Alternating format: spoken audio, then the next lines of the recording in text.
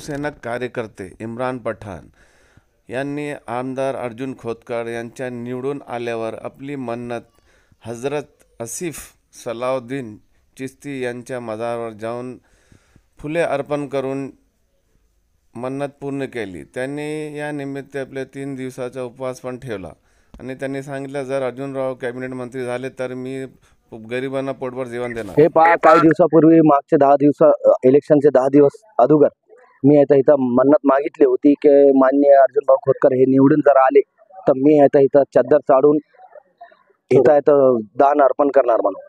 तसेच मी आता 3 दिवसाचा उपवास पण ठेवला होता आणि आज मी संध्याकाळी इथं उपवास पण ठेवणार आहे। मला हे बाबाची इतकी खात्री आहे की बाबामुळे हे तर माननीय आमदार बनले साहेब, आणि तसंच साहेब आहे तर पुढच्या काही दिवसामध्ये येतं मंत्रिमंडळाची पण शपथ घेणार आहे। तसं पण त्यांच्यासाठी मी अजून एक मन्नत घेतली आणि ते जर त्यांनी आता शपथ घेतली मंत्रिपदाची तर मी इथं अजून येईन आणि आल्याच्या नंतर इथलचे जे गोरगरीब लोक आहे त्यांच्यासाठी मी इथं जेवण आणि इथं थंडीचे दिवस आहे त्याच्यात इथं स्वेटर शाल वगैरे येतं त्यांच्यासाठी करणार। मी समाजसेवक शिवसेनेचा एक छोटासा कार्यकर्ता इम्रान पठाण।